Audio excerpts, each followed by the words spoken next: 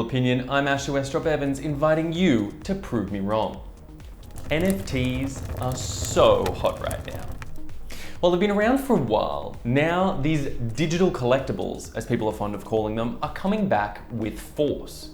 Driven in large part by the DeFi boom, with dApps like Rarible enabling users to create original artwork as a non-fungible token, or NFT, and sell it through their marketplace. As it stands, NFTs are now being developed across multiple fields. Sure, the first applications are across the gaming, artwork, and collectibles industries. However, already new industries are popping up. Virtual and augmented reality, real estate event ticketing, brand licensing, and tokenizing of real-world assets are also showing early promise. But ultimately, this is a growth industry, and one of the best potential use cases for blockchain tech that is being developed today. But really, this shit is just some small ass potatoes. While gaming is a fantastic launching off point with relatively low stakes, hey, depending on who you are, and plenty of people willing to give it a try, let's start thinking a little more grand scale here. Taken to their logical conclusion, eventually, non-fungible tokens open the door to digitizing all intellectual property rights and tokenizing all. I'm just going to say this one more time for emphasis, all assets. So if we go a little further than digital artwork and collectibles, shit gets real fast. Let's take a case study.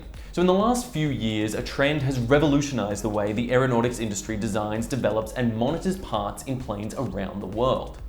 The way it works is the plane designers create what's known as a digital twin of all components within any plane that they're building or designing.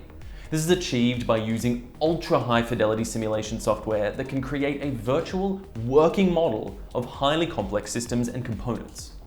Digital twin replication software is capable of creating a virtual three-dimensional model that can go through a simulated life cycle of the environments and conditions that asset will experience, ultimately determining how anything from a single screw to an entire airplane will age and deteriorate over time.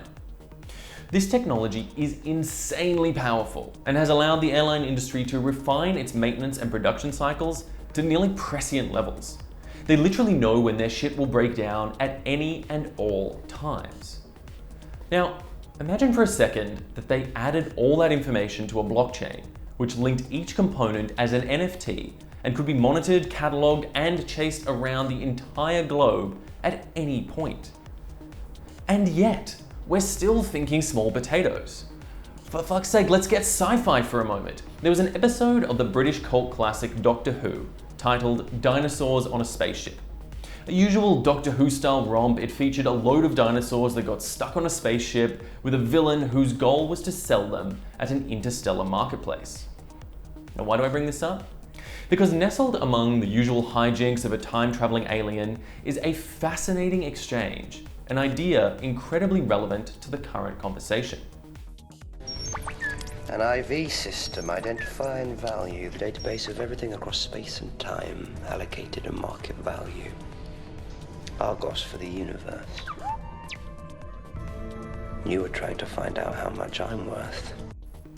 What is being described here is inherently a value system that sounds an awful lot like NFTs. A massive database of value that allows traders from across all of time and space to know the value of any given object. Hyper-tokenization. This is the aim that NFT developers should be heading towards. And while the conversation around the morality of whether or not every object in the conceivable universe should be allocated a determined value is certainly an important one, for the purpose of this conversation, it is simply relevant to think of this as a possibility opener that takes assets well into the 21st century and beyond. NFTs are the basis of value and scarcity in the digital space, the natural next step in making the intangible tangible in all the ways that do not detract from their value proposition as digital assets.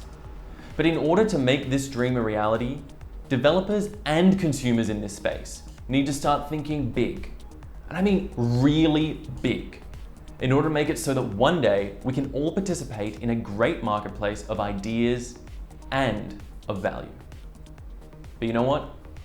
Prove me wrong. I'm Asher Westropp-Evans, and this is Immutable Opinion.